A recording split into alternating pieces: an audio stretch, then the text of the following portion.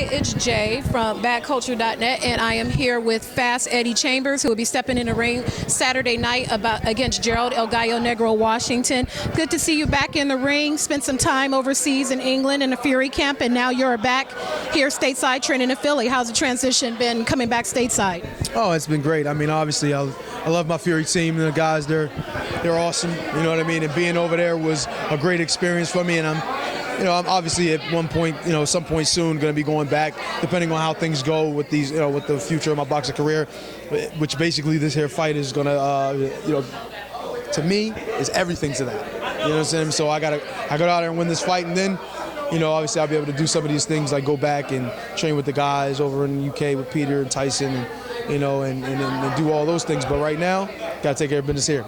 Looking at the merits of this fight, your opponent, Gerald Washington, guy a little taller than you. How much have you watched him in some of his previous outings? Well, I mean, I've watched. Actually, I've seen some of his fights live. You know what I mean? I mean, when I say live, I mean on television, live television.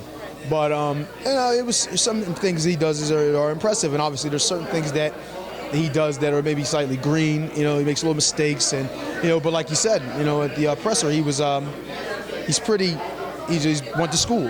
He's learning a lot. So a guy like him is going to make big jumps, because he hasn't been obviously doing it for 20 years. So his progress is going to come big. It's not going to be as incremental as somebody, but eventually it will be. But right now he's going to make big jumps in progression. So I'm hoping that I see that, because then it'll make for an even more interesting fight.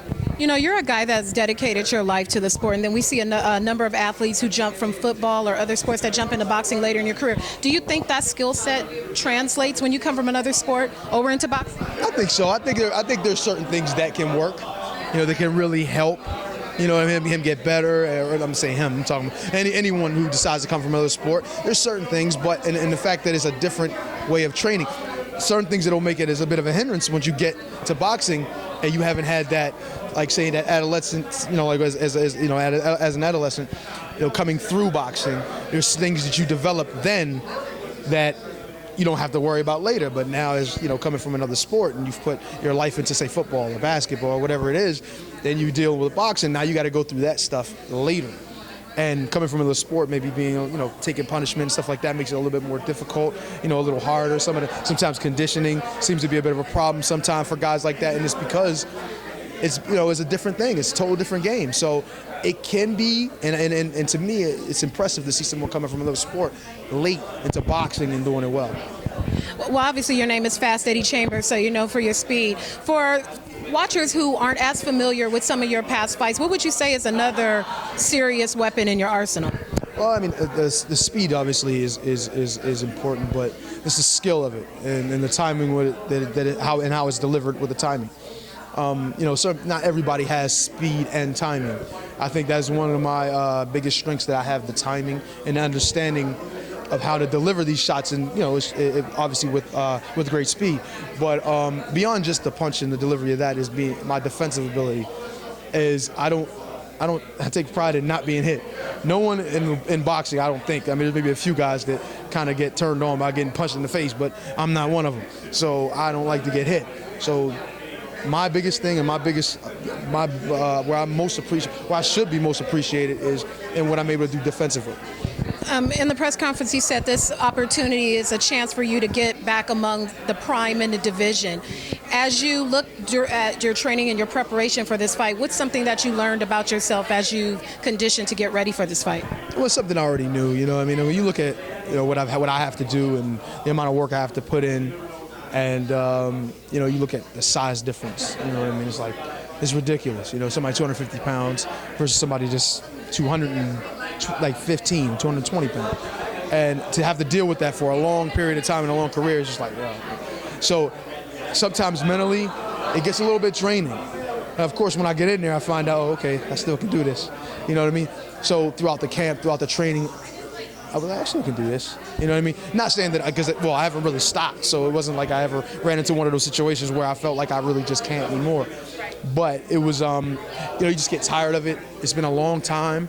I've been professional for like 16 years now. You know what I mean? So it's like, it's getting up to do it again and again and again sometimes gets to be a little bit tired. You know what I mean? And a little frustrating being away from the family and stuff like that. So, but I still can do it. I still can, put myself through the vigorous training regimen, and the difficulty of not being home with family and not having free time. You know what I'm saying? That's another thing. But so I'm good to go. I'm just ready to get this thing done, and hopefully good things will come from it. In this fight, it's a 50-50 fight. It could go the distance. It could end early. So instead of asking you about the ending of your fight, I'll ask you the ending of the main event. You have the event that's 5 years after the initial meeting. Any predictions for the main event? Well, honestly, man, that was wow. That first fight was incredible, and I don't know at this point if it's going to be any different as far as one guy's going to be more dominant than the other, and then in the course of the fight. By looking at the first one, there's really not a way to really tell. I think it's going to come down to who's been putting in the right kind of work. I think that, and at the end of the day, who wants it the most.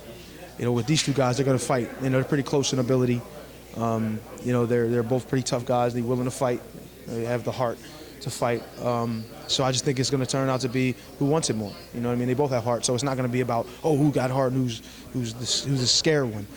Scared, you could be scared and still be and still be able to win, and because courage is not it's not the absence of fear, it's what you do in spite of it. So it's like whichever one of them is willing to do more in spite of their fears and what may happen, what may or may not happen, what they're not sure about, I think will be the winner.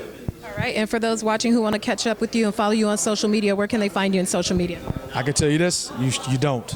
I'm boring. No, I'm joking. No. Twitter is Champ Fast Eddie. Instagram is Fast Eddie Chambers, and Facebook is also Fast Eddie Chambers. All right, thanks a lot, Eddie. Good luck on Saturday.